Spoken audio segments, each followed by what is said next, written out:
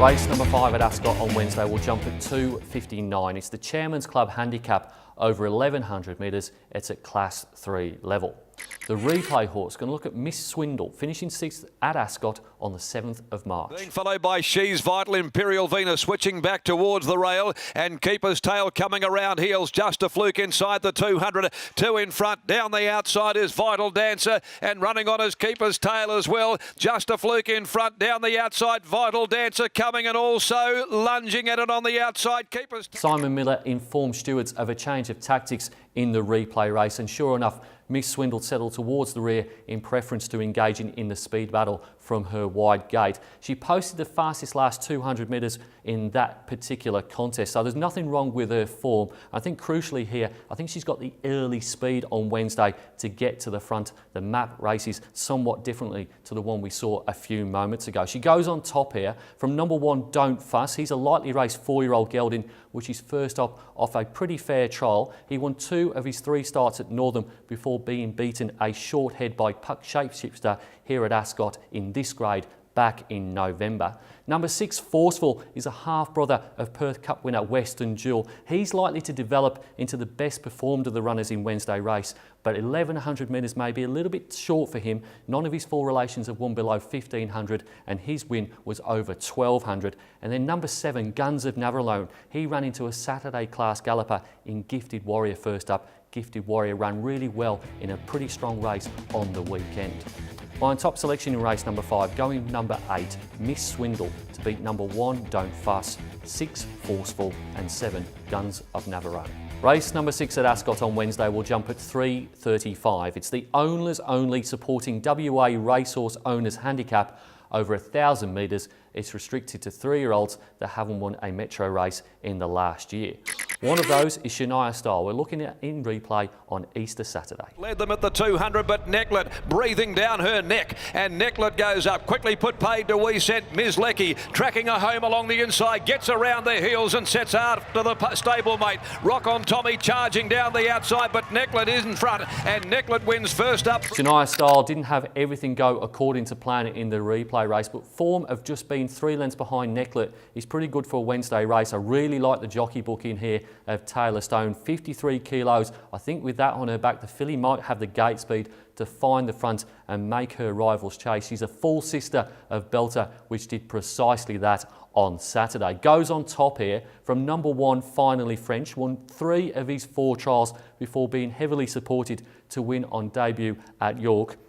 He's a full brother of Marchand, which has won 6 of his 51 sprint races and been placed another 22 times. So there's a bit of quality in the family there. Number 1, She's Vital, may be able to box seat from gate 1 under Emma Stent. Has been competitive in both of its runs this preparation, both of which were probably a little bit deeper than the race she finds herself in on Wednesday. And number 7, Dashing Affair, has not run on strongly beyond 1200 metres, so Simon Miller brings her back to 1000 and perhaps crucially as well puts on a set of blinkers. My top selection in race number 6, going with number 10, Shania Style, to beat number 5, Finally French, 1, She's Vital, and 7, Dashing Affair. Race number 7 at Ascot on Wednesday will jump at 4:10. It's the Owners Only supporting retired WA racehorses handicap over 2200 metres. It's a Class 1 affair. The replay horse going to look at Blue Tracer, finishing 2nd to Percy Kiwa at Pinjarra Park on the 8th of April. Tracer keeps coming though. Percy Kiwa's now into the clear. He's had a great run. Starts to finish off very strongly at the 200 mark. Percy Kiwa, Blue Tracer, win past Will Meet Again. Here comes Contentional down the outside with a late runner. Percy Kiwa, Blue Tracer, and then Contentional will meet again. It's Percy Kiwa though, desperately ridden. Percy Kiwa. Blue Tracer over-raced 2 starts ago, and then in the replay race he was wide throughout from a wide gate. He registered minor placings in both of those races. He should travel much better on Wednesday from gate 2, and he goes on top. Number 7, Bavander, backs up 7 days after finishing 2nd behind Midnight Banquet in a similar race, and he has drawn a kind of gate from which to start this time. Number 11, On Stage, meets Blue Tracer, small amount of merit. Bavander and the Tote Crusher better at the weights than when they clashed on Good Friday, so certainly has to go in the numbers as well.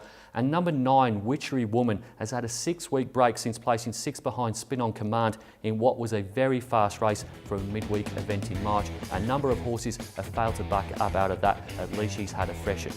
My top selection in race number 7, going with number 2, Blue Tracer, to beat 7, Bavanda, 11, On Stage, and 9, Witchery Woman. Race number 8 at Ascot on Wednesday will jump at 4:45. It's the PSC Insurance Handicap over 1,400 metres. It's a no Metro win in the last year race. The replay horse can look at the first up performance of General Hassan on Easter Saturday. Hassan, they turn the corner. General Hassan, Captivated Point, Arctic Stream under heavy pressure back in the field. Southern Turns getting out around their heels. Klondike Kenny, Arctic Stream starting to pick up through the middle, and here's On the Terps. What a finish coming up. On the Terps from the back of the field has come from last. It's On the Terps. On the Terps. General Hassan ran out of gas first up in the replay race. He did improve about 4 lengths from first up to second up last preparation, so expecting that kind of improvement. Also really like the booking of the top 3 kilo claimer in WA, Brody Kirby. He's back, and General Hassan goes on top on Wednesday. Number 4, Checkers possesses probably more ability than most of his rivals, but he doesn't seem to be the most genuine of conveyances. I do like the booking of Chris Parnham here. That is a positive. Number 1, New Time, has to lump 60 kilos, and while he is a push button kind of horse, he does have an inexperienced apprentice in Brandon Louis to pace him through the race, and that is a considerable weight. 60 kilos weight does stop horses. And number 9, Kiss Bang Love, she won the Gimcrack Stakes as a 2-year-old filly. This is probably her easiest assignment since she was learning her trade as an early juvenile. My top selection in race number 8, going with number 2, General Hassan, to beat 4, Checkers, 1, New Time, and 9, Kiss Bang Love. Race number 9 at Ascot on Wednesday will jump at 5:20. It's the Budget Car and Truck Rental Handicap over 1,400 metres. It's a Class 1 affair. The replay horse can look at Jupiter Rising, finishing 8th on the 7th of April. Goes forward, getting a run inside of it. Grey Enigma, Jupiter Rising, and he's winding up Broker back in the field. Run Liam Run draws alongside of Captivated Point. Broker winding up, nearing the 150 mark. Captivated Point, Run Liam Run, but Broker's got them in the twinkling of an eye, and Broker stormed past them. Races clear, Broker again. Broker too good for Run Liam. Jupiter Rising skipped a Saturday contest to start from a central gate on Wednesday, and he strikes a really good opportunity to break through for his first victory outside of maiden grade after a number of close misses. The replay race certainly wasn't one of those. He was blocked for a run under Stephen Parnham. His younger brother Chris takes the ride on Wednesday. I'm pretty keen on him here from an outside gate. Number 1, Distant Trilogy, posted the fastest last 200 metre sectional behind Touched last time out, but he ran out of ground over which to place higher than 5th. Goes in the numbers here. Number 12, Tap the Go-Go, comes to town after breaking her maiden at York, and she's drawn an inside gate from which to start her first city assignment. And then number 10, None Too Savvy, usually takes a couple of runs to hear their straps, and she was not all that far behind Jupiter Rising on her reappearance last month.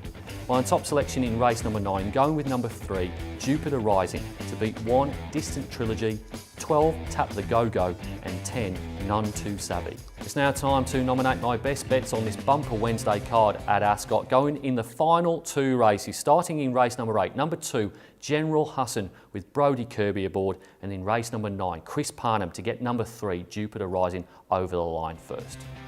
It's easy to stay up to date with everything that's happening at Perth Racing. You can log onto our website or follow us on one of our social media channels. Until next time, bye for now.